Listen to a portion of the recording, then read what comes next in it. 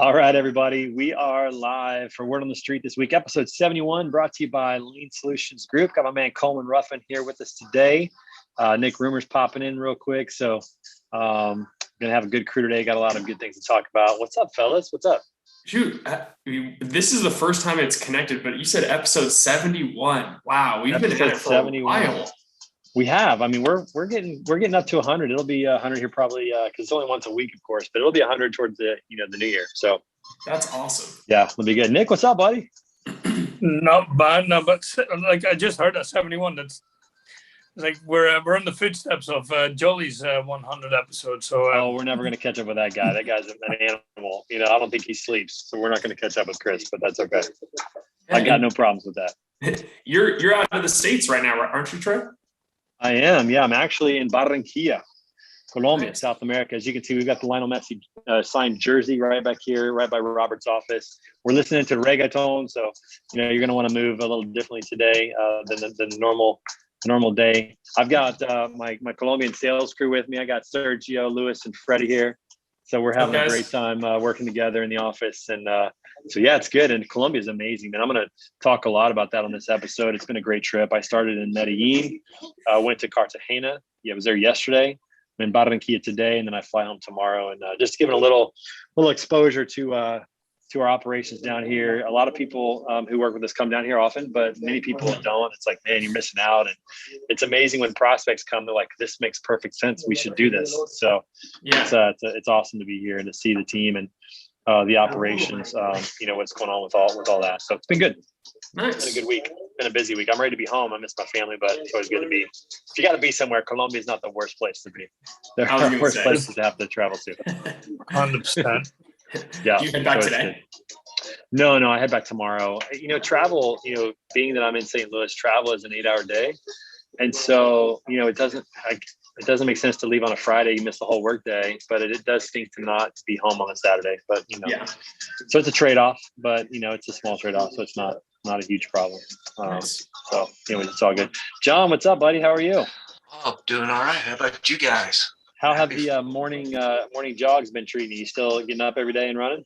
I did this morning, but I did yesterday. So Okay. Today was my bike ride day, and got a axle on my back of my bike that's got a busted bearing, so I got to go get that fixed this afternoon.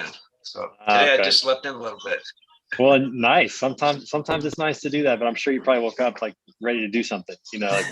missing out.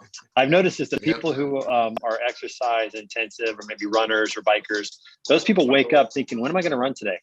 I do not. Yep. I wake up thinking, when am I going to play golf today? Slightly different, but it's kind of the way that goes. So how far are you running these days? Are you running 3 miles, 5 miles? What's your distance? Yesterday I did 4.5. So it varies between 4 and 6. Yeah, good for you. Well, I'm gonna be joining your ranks soon. So I signed up.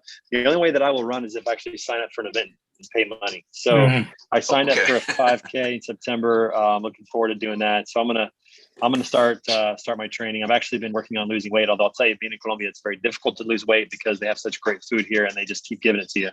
So, but Sergio did say that I've lost a few pounds. So I will verify that at least one person noticed without me even saying something. So That's a fact, though. that is a fact. It is That's like the second thing he said to me when I got here was, well, you lost weight. I'm like, great. I appreciate that. It's working. So, so I got to, I don't want my knees to hurt. So I got to drop a few more pounds before I start running again. But I'm getting close. I'm getting really close. We're almost Yeah. done. I mean, I don't like to view myself as not out of shape necessarily, but I tried to run 1 mile yesterday and I thought I was going to pass out halfway through even. So Hey, kudos to you listen. for being able to hit 4 or 6 Well, every day. Oh my God. Coleman, you only did the hardest part. I mean, the hardest part's the first mile. Yeah. Once you get going, then it's much easier. So you stopped too early. You should have kept going. You'd have been fine. Okay. Now you're just triggering. Okay. Run 4 tomorrow and see how you feel. Hey, I'm telling you, That if first you and ran last 3 mile. miles, if you ran 3 miles, the second, actually, if you think you're going to run 4 miles, that second and third mile is the easiest part. It really is, because you're just in the groove. The fourth mile will be one of the toughest, but the first, just kind of getting your rhythm, especially if you don't run much. That's always kind of the hardest. Once you get past that, you're good. All right, I remember the first time. Go ahead. I was going to say, I'll report back, but if I don't make it next Friday, it's because I gave up on the second mile and just fell asleep and passed out or something. If we don't see you again, we know what happened. Yeah. When I was in high school, I ran cross country, and I only did it because my dad required that I play a sport every season. And I wasn't a soccer player, and I was way too small to play football. So that left cross country. So I ran cross country in high school and absolutely hated the practices. I mean, like, I never understood why we're running 5 and 6 miles when the meet is only 3. I now know it's for endurance and, to become a better runner. But I was like, why don't we just run 3 miles every day and get better? Like, why don't we just do that? That did not fly with my coach. In fact, usually one day a week, and John, you know this from being a runner, but one day a week we had our long runs. And it was usually anywhere from 7 to 9 miles. And it was like the day I dreaded the most. Like, I absolutely hated that day. However, I will say this, there are times where that was the only time I ever felt runner's high, where it actually hurt to stop. Like I had to keep going because I hit my stride. I remember one time we did this loop, and we went like 4.5 miles out. We stopped at a gas station to get a quick drink of water, use the restroom if we need to, whatever. And then we started again. And I'm telling you, those last 5 miles, I ran probably the fastest 5 miles I've ever ran. I actually beat everybody back. And I was not the best runner on my team. I was probably like the 4th best runner on my team, 5th best runner maybe on the team. And I beat everybody that day because I just hit that runner's high groove that people talk about. I've never experienced that before. Like, I was like, I could go a little faster. I'm like, just running, this is great. I feel great. Like, this weird psychotic mindset. I love the part when you get like your proper second wind, when you think like, okay, this is it, I'm going to give up. And then, like when you push through that, all of a sudden it's like you've got this, 3 cans of Red Bull or whatever you'd had, and all of a sudden, like, just still do. I love when that happens. That's a good life lesson. I mean, you could actually, probably do a message around that thought right there of hitting that second win and not giving up before you get there. So yeah, might be something there. I always thought people were crazy when they were talking about runner's highs because I've always hated running. And then I remember the one time, I've only gotten it one time, and it was that exact same feeling where I think we were running 3 miles and it was for soccer or something like that. After the second, I thought I was going to pass out again, but then it's all of a sudden it just kicks in, and I literally felt like I was just floating, just running the whole time, and the rest was just coasting. And I'm like, give me that every time. I'll run as much as you want if I can get that. Well, you need to be like John and wake up and run every day. I think that's or every other day at least. That's the way to do it, is consistency. So, so kudos to you, John, for doing that. You're inspiring all of us to be better. So yeah. Well done in that regard. Yeah, so I'll report back to you. I'll tell you what, the races I do like though, I like the Tough Mudders, the Rugged Maniacs, the ones that actually have obstacles in them. For me, that's like mentally a better situation because you run like 2 blocks and then you have to like climb a wall. I don't know. I like that better than just straight running. To me, I always thought straight running was just so boring. So the best part about running is just what you get to see and then getting to the end. But to me, that's the finish line is the best part of the whole thing. But anyways, enough about that. So how's everybody's weeks going? You guys doing all right? Yeah. I mean, at least on our end. Oh, go ahead, John. Sorry. I was gonna say, we're hanging in there.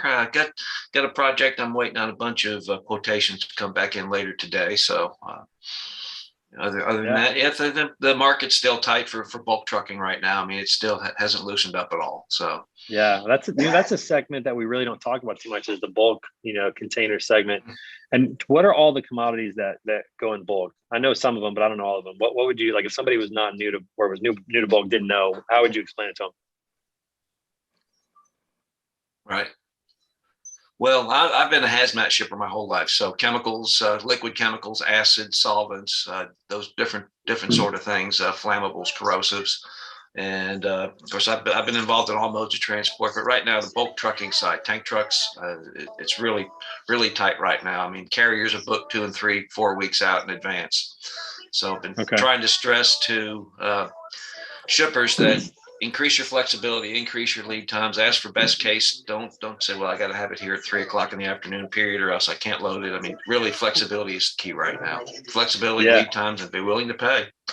No, that's good. I think that's good advice for all shippers, not just, the bulk and hazmat shippers that you're working with, but would you put like grain and ag products in bulk as well? Or is that kind of totally separate?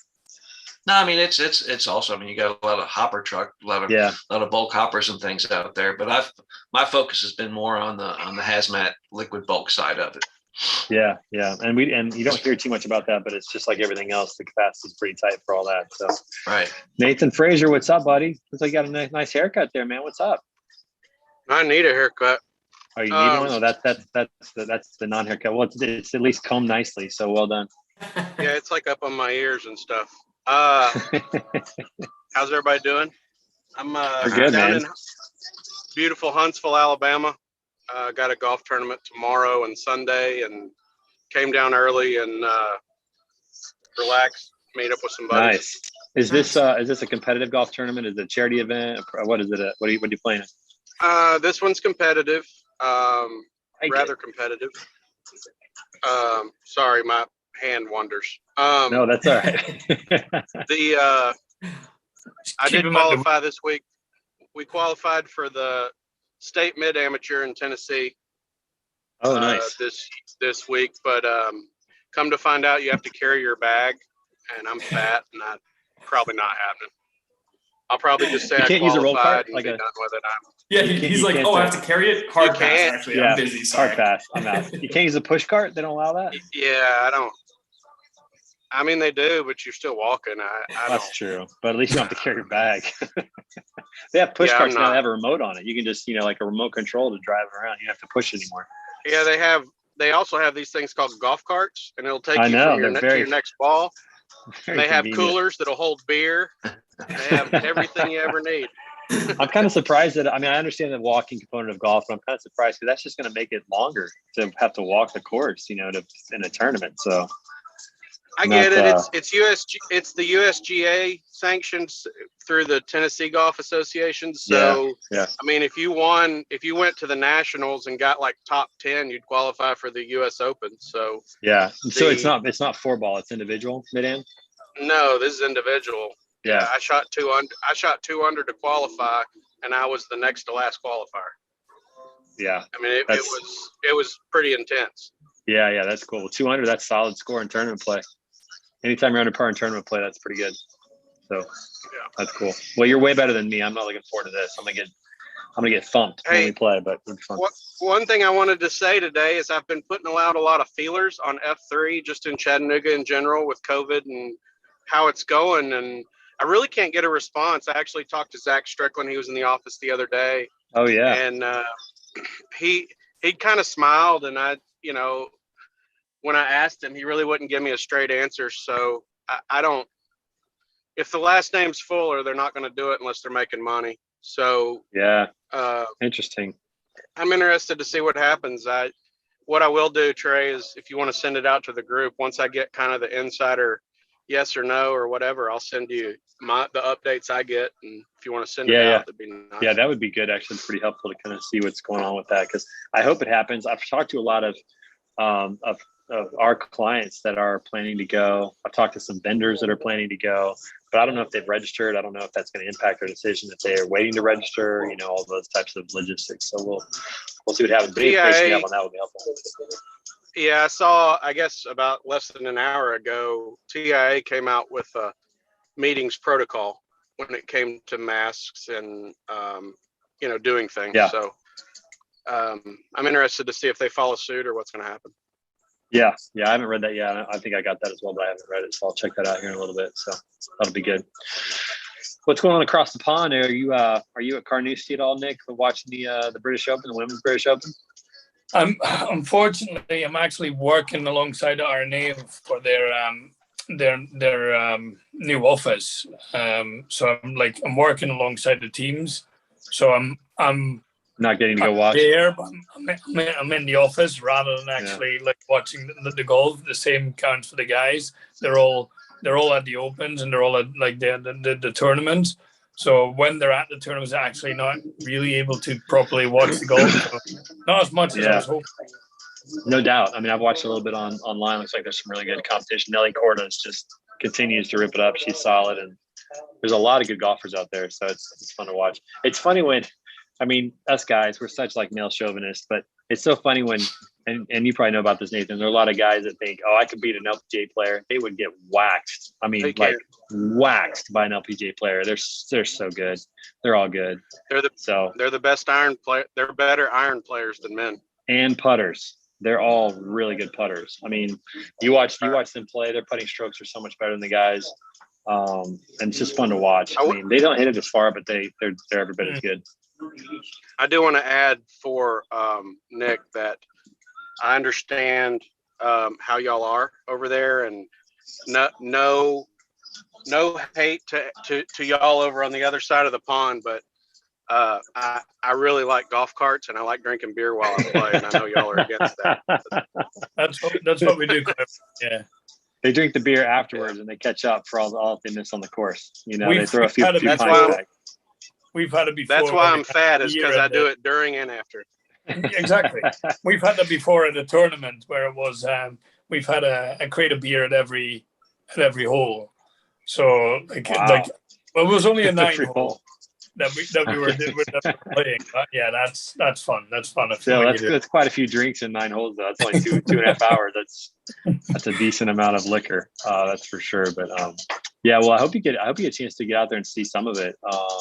I can't wait. I'm really hoping to get over there next year for the Open to watch it. But we'll see what happens. Yeah, I'm still trying to get tickets. So. Yeah, we may have one more RV trip in us before the girls kind of get disinterested. So we may have to do that next year. But soon enough, I'm gonna get over there for that and hang out with you guys. So good. Hey, I'm gonna pop out. I just want to, if I hear anything about F3, I'll try and let everybody know. Appreciate it, man. Hey, have fun down there. Good luck this weekend. Play well. Yeah, y'all have a good week. All Bye. right. Good one. See you, buddy. Nathan. All right. All right, so we're gonna transition a little bit and talk about some things that have happened recently. Do we still have Coleman with us? Did he turn off his camera? Is he getting some lunch? Is he going to the bathroom? What's he doing? I don't know. I think he's going to the bathroom. That's the only reason he turned the camera off. He might be sitting on the toilet right now. It's very possible. Still listening in. You never know. All right, so a couple things that happened this week. So first of all, the Inc. 5000 list dropped this week, which is the fastest growing 5,000 companies in the U.S., which was Coleman's putting out a fire. We know what that fire is. we get it. But the Inc. 5000 list came out this week, so it was pretty cool to see that. Very excited that Lean Solutions made it again. So that's 3 years in a row. We got 459 this year, and it's a little bit it's a higher number this year than we had last year. Last year we were like 347. So I think internally there was like this, like, oh man, bummer, like disappointed. But I really think it's because other like logistics companies and other industries grew so much, you know, because there was so much growth this year, especially for the big companies in logistics. So we're very excited to be on the list again. We're looking forward to next year, hopefully getting even higher spot on the list. But it's always good whenever you can be on that list. But there's some winners and some losers we need to talk about. Have you guys seen the list yet? Have you looked through it at all? No. Really, really quickly, especially after you mentioned that there was not a lot of tech companies on there. I was like, that's an interesting one. Well, you know, I was curious because I wanted to kind of, you know, I wanted to see if that was true, and if it was, like, maybe try to better understand why, you know, because I mean, technology, you would think that technology would be growing leaps and bounds right now, just with the way things are going. But for some reason, you know, I looked at it and I was like, man, where are the tech companies? Where are especially in logistics? There's definitely a lot of tech companies on the list. But in our industry in particular, one thing we've been known for historically is being very archaic with our technology. And I know that there's a lot of money being poured in, there's ideas, but it's just like, it hasn't, at least from this list, it hasn't really come to fruition to really, you know, take off the industry, one platform to blow it up. I was even surprised, like, Project 44 wasn't on that list, and they've grown a ton. I don't know why. I would have thought they would have been on it for sure. There were a couple of technology companies on there, but they're more technology brokers. Like Emerge was on there, but they're a broker with technology. You know, Freightwaves was on there, but they're a media company with some technology, right?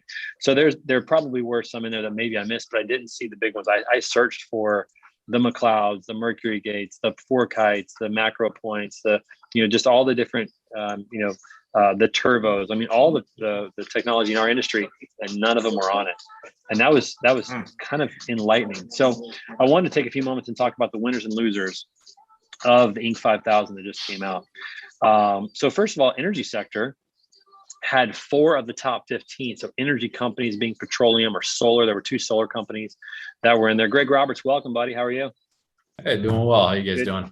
Good to see you, man. We're talking about the winners and losers from the Inc. 5000 list that just came out this week in that regard. So energy sector got 4 out of the top 15. The healthcare sector got 3 out of the top 15. Financial services, 2 of the top 15. So that accounts for 9 of the top 15 were in those 3 sectors, and some of that makes sense. I mean, certainly the energy side of things. I mean, that's always going to be, I think, a push of companies trying to develop technologies that are going to help with renewable energy. Nick, I'm sure you're pretty excited about that.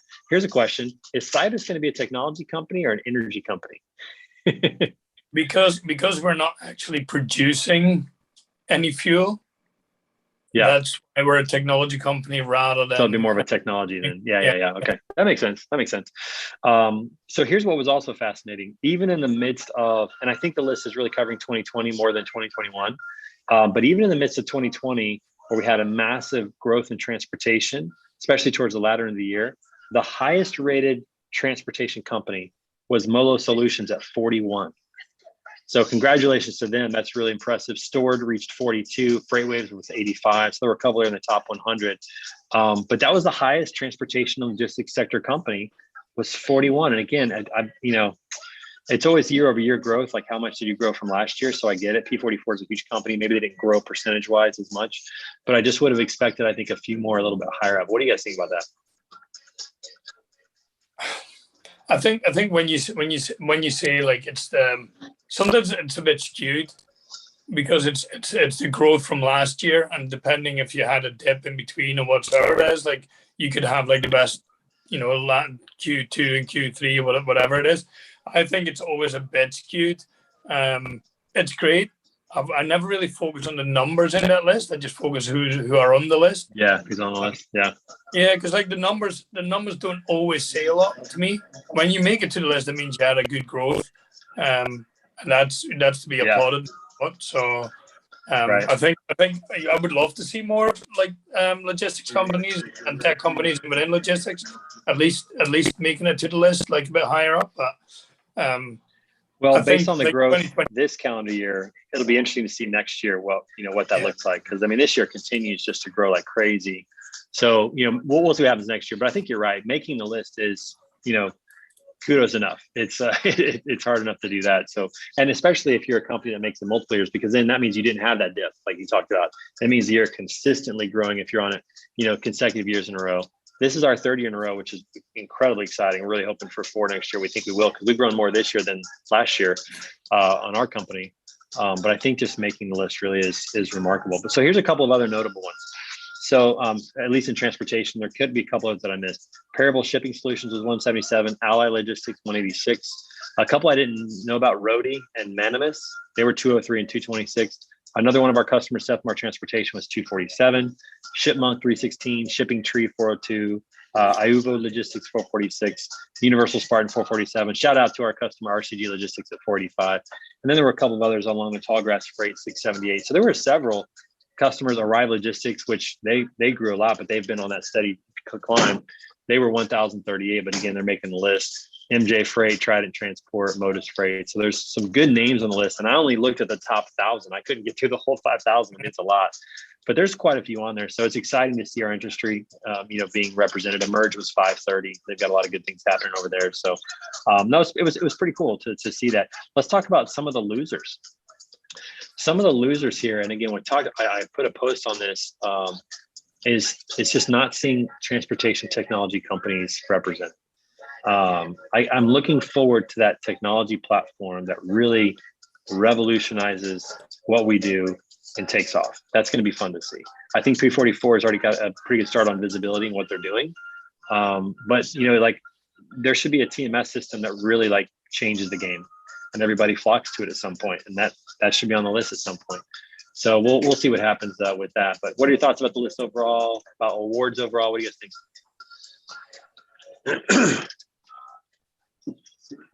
Great, do it. Let's do it this afternoon. You should definitely take a look at it. Let's do a poll about awards because there's other questions I have in regards to that, and we're going to listen to Sean Kingston. We're listening to reggaeton today for anybody who's wondering, because I'm down in Colombia. So we're going to listen to Sean Kingston, and actually maybe somebody else is coming up here. I'm going to go ahead and launch this poll. Make sure that you guys can actually vote. And there you go. It's awards time. So go ahead and check that out. I'll turn up a little reggaeton especially for people that aren't familiar with this brand of music. It's a fun music to dance to. Definitely get you in the mood. So this one is Maluma. I don't know who that is, but you know Maluma? Oh, so this is so Sergio is telling me that this is This is This guy good. is quite known down here. It's quite famous. Actually, he's now international. So maybe you guys heard it like in the US or in the UK. Right on. Over listening to this. I like it.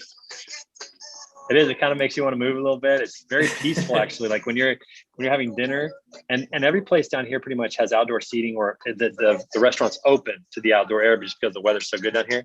So it's this really cool setting, and you hear some of this music, and just puts you in a real, just kind of just relaxed, happy mood. So if I had to live here, I think I could manage. I could do it. And this would be one of the reasons for sure. Oh, my English is really bad. Which award logistics carry the most weight? Carries. You know, I was in a little bit of a hurry. I'll admit it. That's the way it goes. We understood. All right, I'm going to go ahead and end the poll. We can talk about it real quick. A couple fun questions on you. I'll share the results. Greg, are you moving over there? It looks like you're kind of moving along. I like it. You don't have to admit it. All right, number one. Which award in logistics carries the most weight? Two of you think Inc. 5000. One says Freightway Shipper Choice. One says Inbound Logistics Top 100. And nobody put other. I don't know if you guys are aware of this. I think this is the case. There's a couple of awards. I didn't put them all on here, but there are a couple of awards that you have to pay for. They reach out and ask you if you'd like to be interviewed and eligible for the list, and they put you on the list when you pay. I know it's like, but is Inbound Logistics Top 100? Is that one of them? That's a pay for play. There's one of them that is. I can't remember exactly which one it is, but anyways, that'll lead us to a question further on down the road. Question two: has your company been on the 5,000 before? One of you said yes. Which one of you is it? Goldman, yours has? Yeah, we've been on for a couple of times actually. And what's the name of your company again? Talent Solvers. So recruitment within the logistics and supply chain space. Okay, very good, cool, awesome. Mattson hasn't been on, Greg?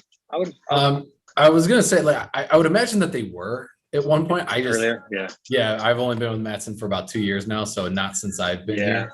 Probably to get to the level that you guys are at. I bet they were at some point. They had to have been. But how long has this award been going on? Do you know how long this list has been going on? Somebody look that up. I have no idea. I'd be interested to know. That. Question three: does it bother you when companies pay to get an award? Previously, yes. One of you said no. Who does it not bother to pay to get an award? Please talk I about don't care, because if somebody can convince you to pay to get an award, they deserve to get your money. The hustle is real. But does it bother you when the company who paid for it markets it as they got an award? Does that bother you? No, because you can.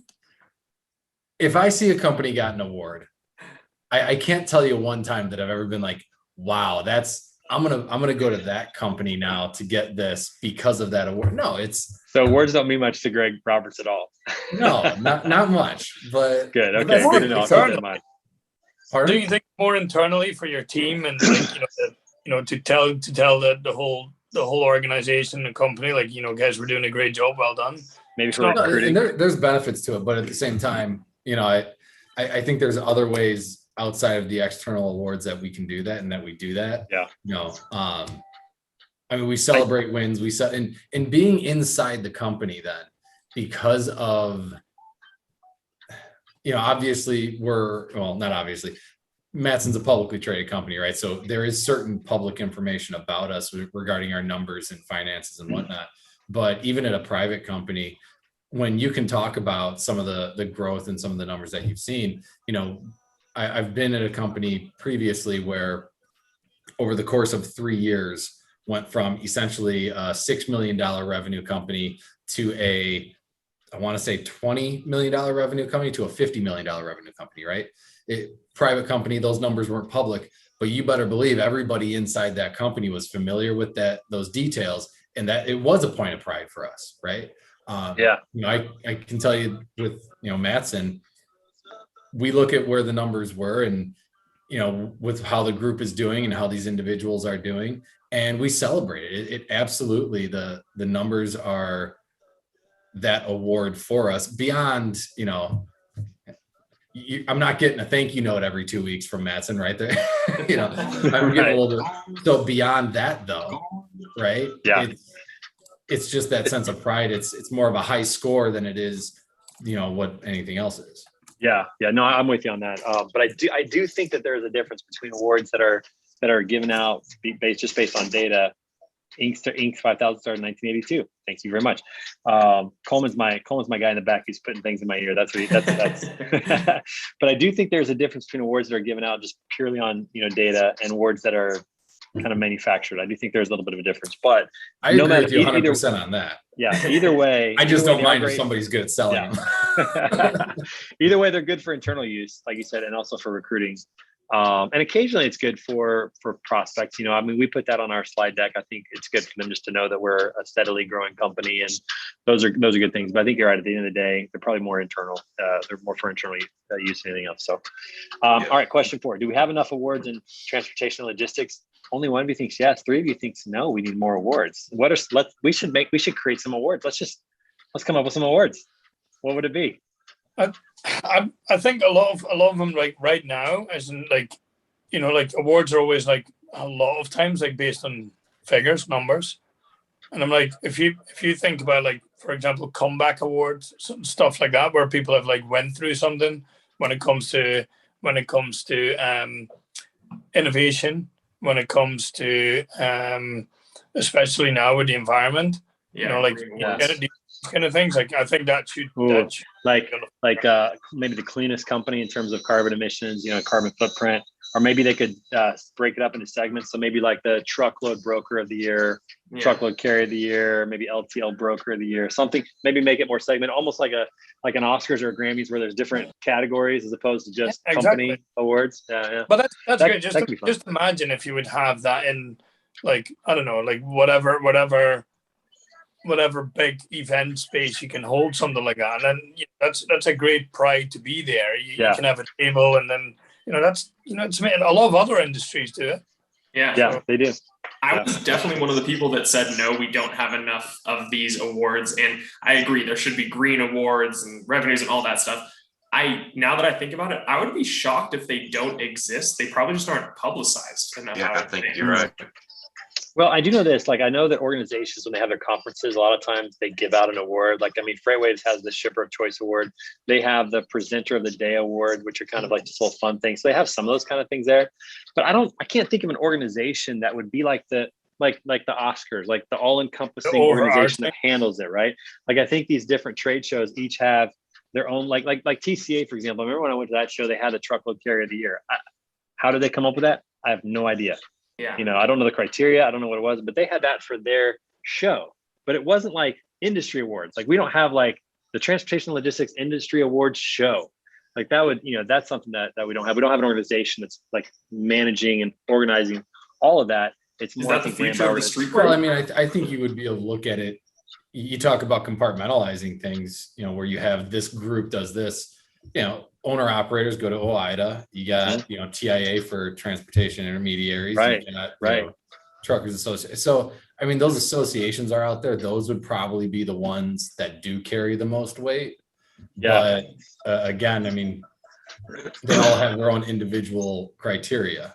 Yeah. I will say this: when I go to the trucking shows and they give awards for miles driven, safe miles driven, and you see these drivers that have been driving for 25, 30 years with safe records. I mean, that's actually pretty cool. That's probably my favorite award, is the awards that are given to drivers for the mileage and safety that they have. Those are pretty cool moments, and everybody totally respects that.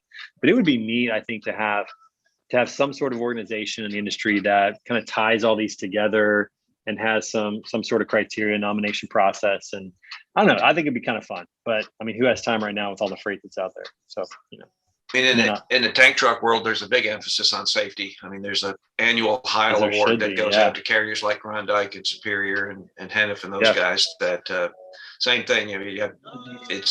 For me, when I was a hazmat shipper, I mean, the biggest emphasis that I placed was on safety. I mean, keep us safe. I mean, because you don't want anybody out there having accidents. Right. They got hazardous materials going right to the middle of your town, and you want to make sure that it gets from point A to point B without that material ending up in the middle of your city. So right, exactly. I will see if I can get some of these. Talking about safety, right? So one of my good friends, like, he's got a company about blind spot lenses on trucks, and I think that's like, I don't know why some of that is not standard. Like, you need to have these on the truck. Like, if I see what they do and what they can, like, avoid. I'm like, it's, and it's like I said, like I've got a pack of like 20, 30 of these, and that's it. I'm like, why does every truck not have one? Mhm.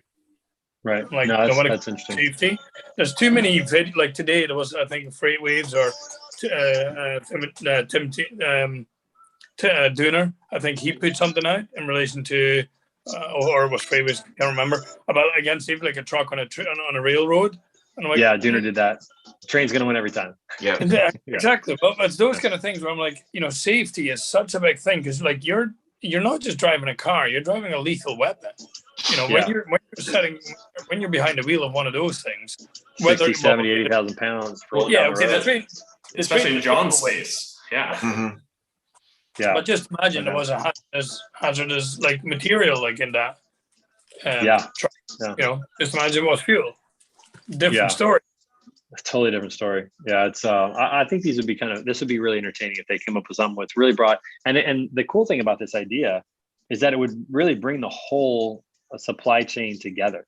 Because I mean, think about this: how often do we really have bulk freight and tankers as a part of our discussions when we're talking transportation logistics? It's almost always vans, flatbeds, reefers, and we kind of just secluded to that. It would be neat to see different parts of the supply chain. To talk about, shipper of choice awards. I know FreightWaves has a shipper of choice award, but I think it's kind of small. It'd be cool if it was like literally shipper of choice, a database that had some metrics and KPIs that really kind of, highlighted the ones that are really doing great on wait times and, whatever it might be for drivers, facilities, and all those kind of amenities. Mm-hmm. That would be really fascinating to see all that come together. Brokers, carriers, shippers, the different segments, freight forwarders, air, ocean, drayage, bulk, everybody. I think it's great if you give people like some sort of like it's almost like they're like a People's Choice Award in a sense, where like the people in the industry voting for. Yeah, get some nominations, have a voting criteria window, way to do that. Coleman, you might be onto something. We may need to come up with this. Like this might be something the crew. We create. I was going to say it's the Street Crew Awards, right? The Street Crew Awards. I like where your head's on that. That's got a good ring to it. We should definitely do that. Well, we'll have to look into that. But it's always nice to get awards. Always nice to have that around. It's good to talk about, and so we're thankful to be on that again. So we'll see what happens next year and see if we can go for 4 in a row as a company, which would be cool. All right, let's transition real quick. So I wanted to talk about something else that had a really cool opportunity yesterday. Some of you caught it. Nick, I think you caught it. Had a chance to be on a panel with Rhonda Bompensa, as you guys know, comes in here every once in a while, and Meshach Weber. And we had the third Thursday discussion, and we talked a lot about mental health. And I don't know, we spent a ton of time on this, but it was really good. And the one thing I wanted to reflect on just with that was, I'm so glad that we're starting to actually discuss it. I'm a firm believer that our mind is the most powerful thing that we have as individuals, and also that our minds aren't right. Like there's something wrong with it, and it's not always our fault, because a lot of times it's what we grew up with, and it takes work to overcome that. It takes effort to become aware of that and to do that, and it also allows us to have empathy towards other people. But it's one of those things that I think, at least for me growing up, it just wasn't ever talked about, and it still hasn't been talked about too much. I think the situation with Simone Biles at the Olympics, with Naomi Osaka, who's a tennis player, even to an extent, Michael Phelps, when he went through some of his situations after winning all those golds, he went to some deep depression and drug abuse and other things that were really difficult for him to climb out of. It's so easy for us just to assume that the high achievers have it all together and that they don't have any issues or problems. And some things are more acceptable in society than others. But the truth is, we're all dealing with something. And it was really neat to be able to talk about that, to share my stories and my experience of the wiring that I received as a kid growing up from my parents, which I didn't get to choose that wiring. I didn't get to choose that influence. I didn't get to choose how they chose to parent me or who they chose to expose me to. But as an adult, I now need to become aware of it and work towards, continuing to improve and get better. That's my responsibility. And I think the more we talk about it, the more we give people permission to say, I'm not okay, or something is wrong, or I need help here, and for us to work together and help each other out. So really cool topic. I hope we talk more about that. What are you guys' takes? I mean, you guys have a different perspective probably than I do, just things you've watched, things you've seen. What are your takes on the current discussions around mental health? Well, I missed that session yesterday. Was it recorded? Do you know? I don't know. We'll have to ask Mishak. I don't know Okay. I don't know if those are recorded, but hopefully they are. Yeah. I've never seen them. Like, the only times I've like been on, like it's live. I've never really rewatched any, so I don't know if they Yeah, I are. don't know. I need to ask Mishak if it's The- recorded, the but cool I'm going to say no. Okay. The cool thing about the load share ones is like you get the one-on-ones and you get the little fun games that Yeah. they play between. They're great. That was really great. Yeah, that's the best part of the whole thing is because you talk about it and then you actually get to sit with one person. And what's cool about that, Nick, and you probably you know this, is that when you do it, it's a video call, but you don't see your picture. You only see their video. Yeah. Because what tends to happen is when you're on a video call What? and there's 5 people, who do you look at? Most of the time you look at yourself. I mean, We're- at least we're I very- do. I'll admit that. But when you're not on there, it makes the engagement so much more intimate and relational, because you just feel like you're looking at a person and you don't get that. In real life. Just imagine like we Yes. would meet up one-on-one. And I'll grab a mirror out of my bag and start looking at myself. That would be That's right. Hold it up. Yeah, You don't? we're good. You just use your That'd be phone, really turn the awkward. camera around. That's right. So it was really neat. That is a really cool session. But getting the chance to just share my story and talk about it a little bit, and hopefully, I mean, my story just in a nutshell is this: I've always struggled with confidence, like legitimately struggled with confidence, even though I grew up a really talented kid, and not saying that braggadociously. Just I was on the varsity sports teams. I qualified for golf. I wrote for the newspaper. I broadcast the games on the radio. I did a lot of things that if you looked on the outside, if you just watched me, work, you would think that guy's full of confidence. He's got it all together. When the truth was, I couldn't ask a girl out if I didn't know it was a yes. Couldn't do it. Couldn't ask for a phone number. Couldn't do it. Just no confidence whatsoever. I always felt like I was getting lucky. I always felt like I was just a kid of fortune, like a kid of just happened, right place, right time. Like this wasn't really me.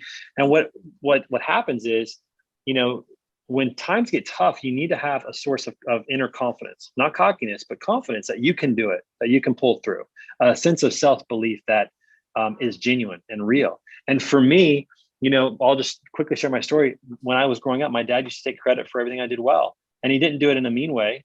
He was living vicariously through me, because he lost his childhood at 13 when his dad went into a mental institution. He had to start working. He didn't get to play sports, didn't get to do those things. So he was kind of living vicariously through me and needing approval. He's wanting credit. He's wanting approval. But what he did was he robbed me of me having the approval, of confidence, of me actually performing and doing something great. And if I did something poorly, it was on me. It was my fault. I had to get better.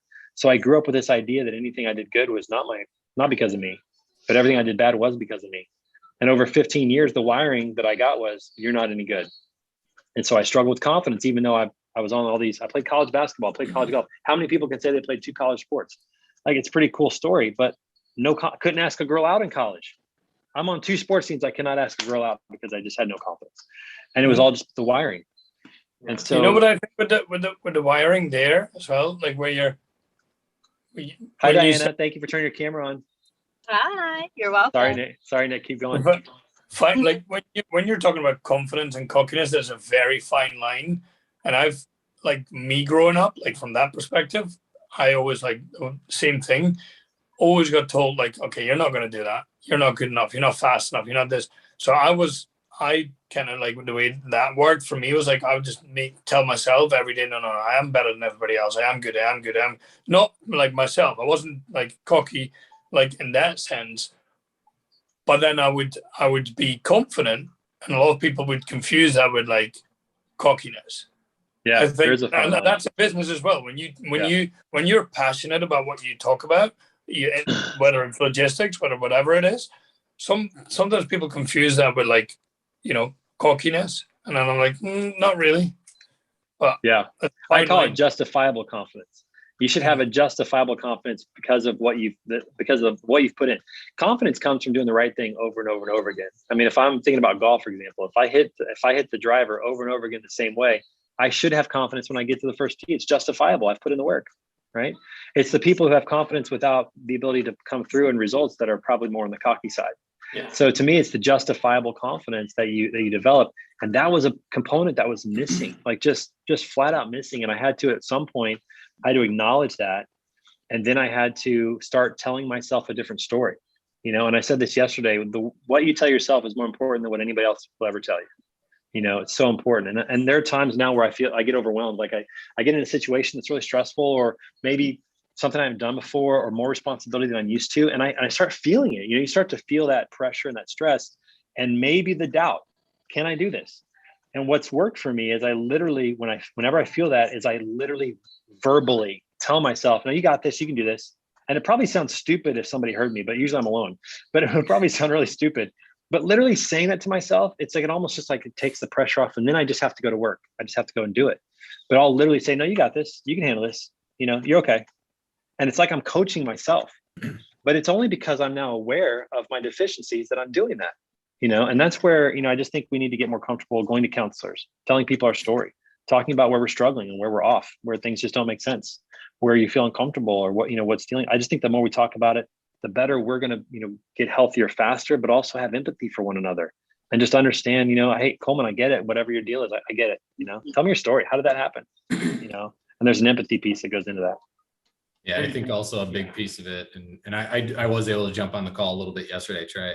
Oh, cool. And being able to kind of see that, hey, here's a group of people who largely are successful, who largely are, doing something right? And to be able to hear that, okay, well, when I'm going through this, other people are too. You run into, and I know it's been kind of talked about how, like, on Facebook, everything's got the filter put on where everything's perfect, and everybody always puts that filter on it. And Rhonda hit on that a little bit, where it's okay to not be okay situation, right? Yeah. It's one of those things. And you talk about the self-talk. I've got an 8-year-old who we've talked about his confidence, and it's like, for him, he'll get a piece of homework for math, and he already tells himself, I can't do this. And the reality is, he goes through the entire sheet and he gets 100%, right? but it's get started and getting to the point where he can, calm down and start doing it. Once he gets there, he's okay. And that's where you talk about the self-talk, and that's a big thing that we're working on. I do it. I'm trying to get him to do it more often, where it's like, hey, the physical act of saying, I can do this, I have the ability to do this, I can get through this, that helps a lot. Yeah. Oh, it's tremendous. And I think I shared this with you a while back, but the golfer with special needs, or Amy, what's her last name? I think it was like Beckerstadt or something like that. I think I shared this with you guys before, and I'm going to put it in the chat on our call today.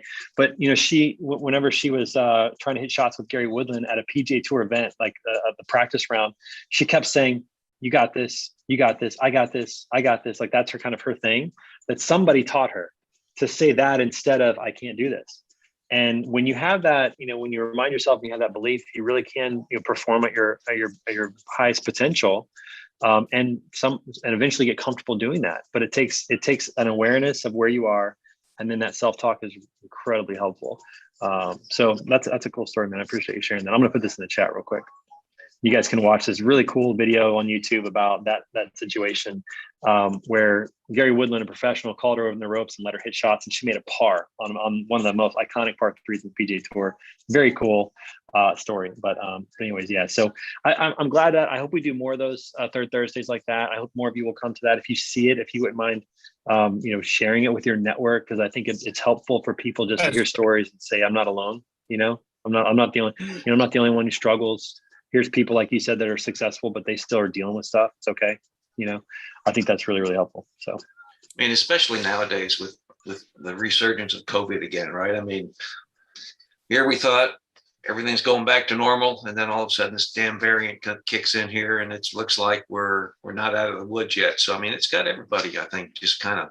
And people are going to spend more time isolated again. Yeah, exactly. Very difficult. So. Difficult. That's a good point. I think now, probably more than any time in my lifetime, this has become a very critical thing, because of the isolation, because of the difference. Life has just changed, and some of it's much out of our control. Yep. So it's a good time to talk about that. Well, we'll talk more about that in the future, I'm sure. I want to end today with a shortened version of This Week in Pictures. We actually have some custom ones, which will be great. And by the way, Diana, you look very happy. You look like things are going great. Your energy's awesome. How is everything?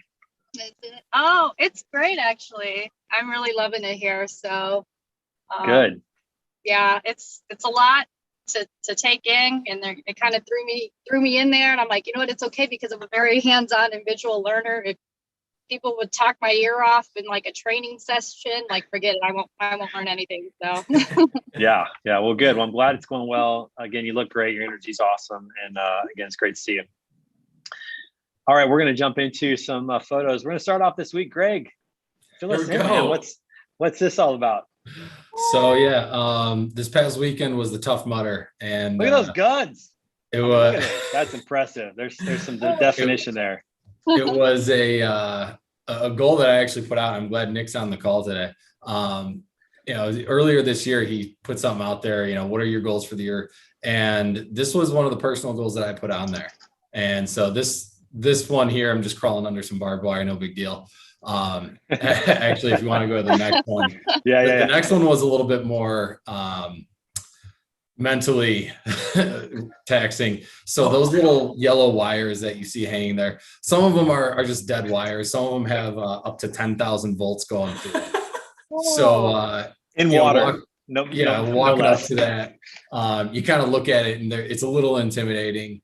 And like I said, Nick had the goals on there earlier in the year, and they say if you want a goal to be more likely, or if you want to be more likely to succeed at a goal, write it down. If you want to be even more likely, tell somebody about it, right? And it talks about, being able to hold yourself accountable and being accountable to other people. So I will say, I literally, my teammates saw this one, and there's kind of an unwritten rule. If it's your first Tough Mudder, you have to go through it. After that, you can kind of walk around it. This was not my first one, but I said, I'm going to go through it. I'll complete the whole thing. And so I honestly thought about it as I was going on. Like I said in Nick's post that I was going to be going through all of them. So I got to go through it, and just kind of ran through it. So, well, I would say this, I probably would not put as my goal to pay for the opportunity to get electrocuted in mud, water. I would not. I paid for that. Yeah, exactly. That's what we do. But you know what? It's cool, man. Congratulations. How long is a Tough Mudder? Is it 3 miles, 5 miles? What is it? This one, so it was, they don't usually tell you until afterwards. It was a little bit over 10 miles. So, they don't tell you till afterwards. Wait a minute. Well, okay, they tell you it's gonna be between 10 and 13. They say between 10 and 13. So it's like a half marathon obstacle course. I'll tell you, I think I would actually do it. I ran 2 half marathons. They were awful because it was just running. This might be it. I may have to sign up for one of these. It's fun. Like outside of the electrocution, it is a lot of the obstacles are really fun. This outside of near death, it was pretty exciting. Did you do this one by yourself? No, I had a teammate. There were 4 of us that did it. It was good, and it's good to do with the team. A lot of the stuff you're going to need a team to do. They took out some of those obstacles this year. There were still a couple, like YouTube, like climbing walls and different things. Yeah, well, YouTube Block Nest Monster, that one was still in there, where there's no way to do it as an individual, right? Yeah. But that's cool. But yeah, so like I said, though, we got to this one. The rest of my team was like, "Well, we're walking around," and I said I couldn't. So that's awesome, man. Well, congratulations. Thanks for sharing the videos too, or the pictures. Love seeing that. So that's awesome. All right. So here's another one. So Nick, we're going to go to you on this one. So tell us what's up with this. That's our unborn little girl that's arriving in November. We had our 4D scan done this week. So that's so awesome. It's just, when we talk about technology and stuff, like being able to see this is just amazing.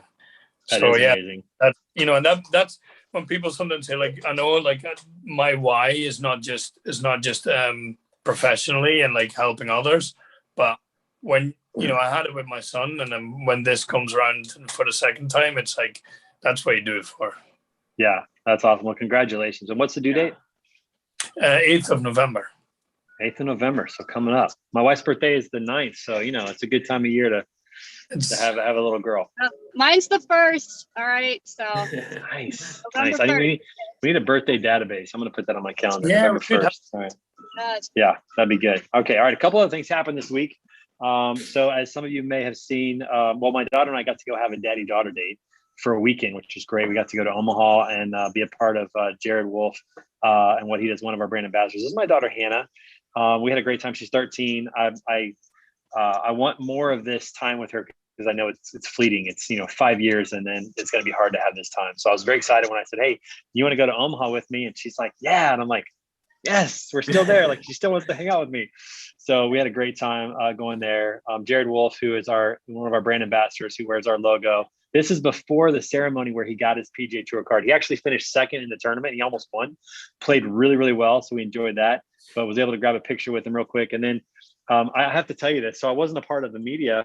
I had this 25 badge. I think I showed it earlier. So I had this badge right here, this 25 badge, which got me into a couple of cool places.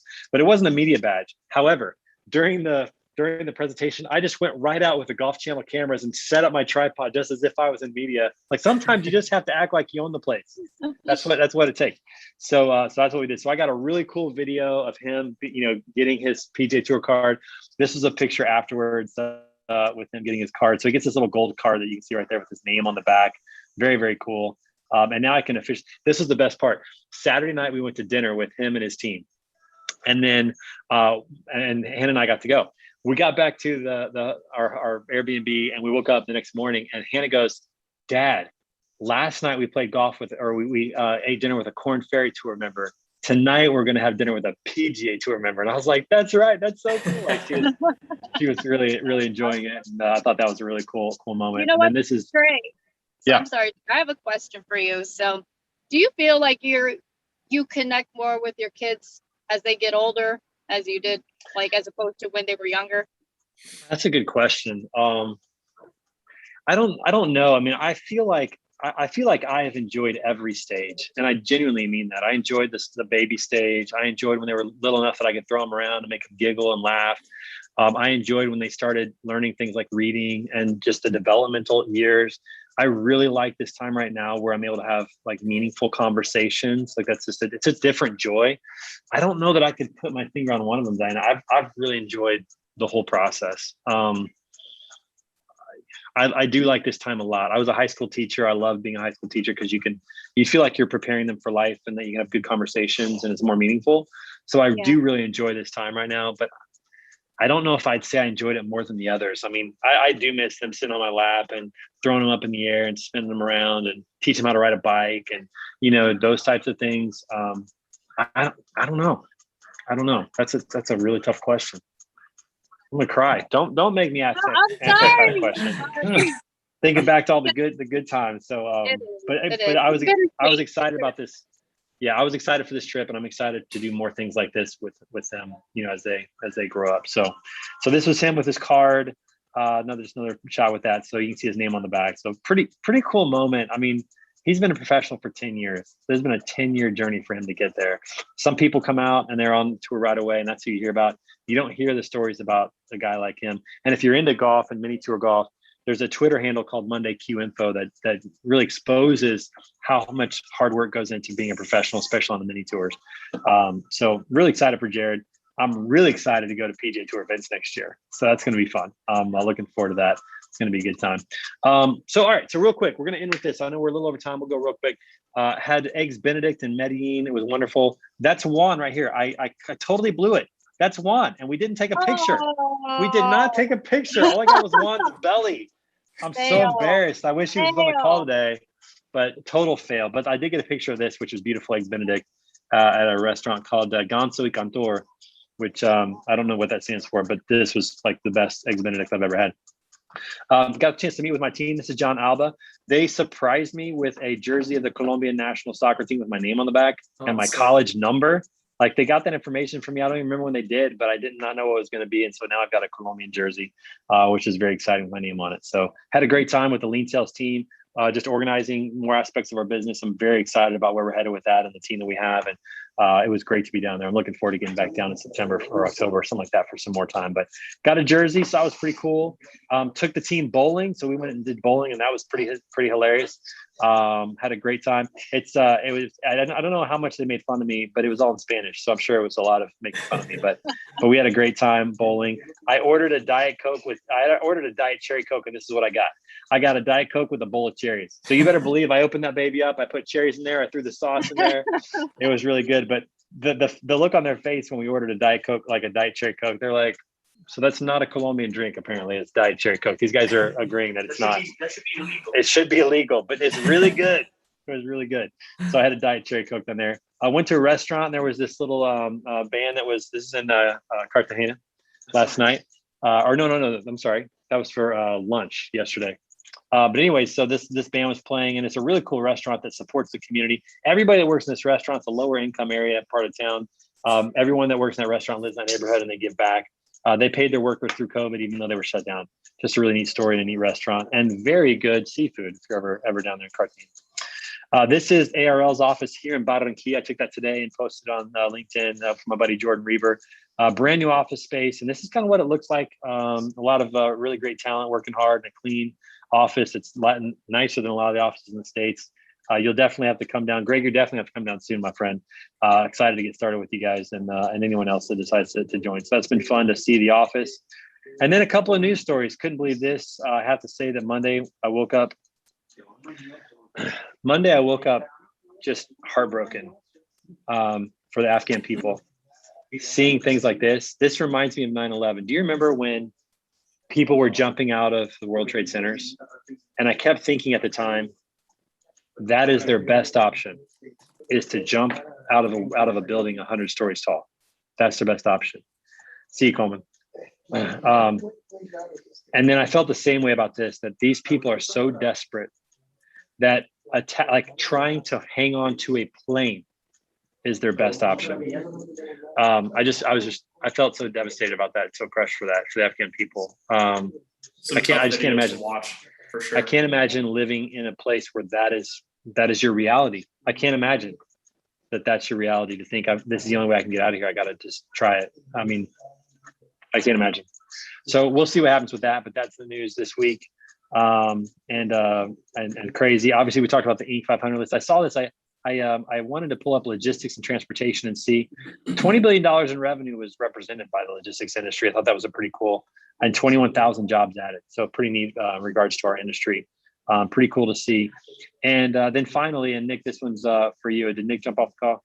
Yeah. So he shared this with me, was the STEER Act, which I don't know that much about, but very exciting to see just continued effort towards zero emissions as much as possible, and carbon footprint coming down. So good things in the news. I know we went a little bit over, everybody, but it's always great to see you guys. And have a great. What are you guys doing for the weekend? Anybody do anything fun?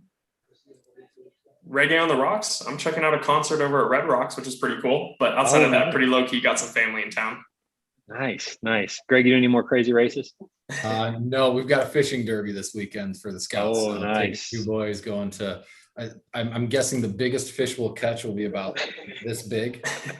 It's in a little local pond, but kids have fun. I did that when I was in Boy Scouts. I hated touching fish, so I'm embarrassed to say it, I caught a fish and I cut the line. I didn't want to touch it. That poor fish. I'm pretty sure they catch the same. They catch the same 5 fish. The entire pack. They catch them 10 times, because they're all, like I said, those fish take one for the team. They just keep biting and keep doing it. So Diana, how about you? Anything fun this weekend? No, not really. I'm just trying to get myself organized. My kids started school yesterday, so. Oh, really? Oh, that's early. We don't start until next week. Okay. And then back to school. Like, who starts on a Thursday? That's stupid, but. Well, I know why they start on a Thursday. It's for the teachers, not for the students. They start on a Thursday. The teachers, I used to be a teacher. Like, we started on a Wednesday or Thursday, and they did it because they gave you a chance to get to know your class and maybe better understand them, who they are, but not have a full week, because the kids get tired. And then by the end of the week, they're worthless. So you do 2 days, kind of get them in there, get them exposed. And then the next week is a full week. They're ready to go. If you start on a Monday, by Wednesday, Thursday, Friday, it's just awful as a teacher because the kids aren't used to it. So it's for the teachers. Well, that's good to know, Trey. Thank you for that perspective, because I was like, this is really tough. It gives you a chance to point out the troubled kids and what are you going to do, like, in game plan over the weekend, how you're going to handle it, moving forward. I got you. Okay, that makes sense. When I was training a whole bunch of straight out of college kids, we started on a Thursday, because when we started it on a Monday, by Wednesday they were falling asleep. It was their first full week of actually full-time working. Yeah, exactly what it is. Same thing. Exact same thing. So you can thank your district that your kids are going to be more productive as a result. So anyways. All right, everybody. Well, hey, listen, thanks for joining Word on the Street, powered by Lean Solutions Group. We'll see you back here next week, coming to you live from St. Louis, from home. We'll talk to you guys soon. All right, we'll see you. Have a good weekend, everybody.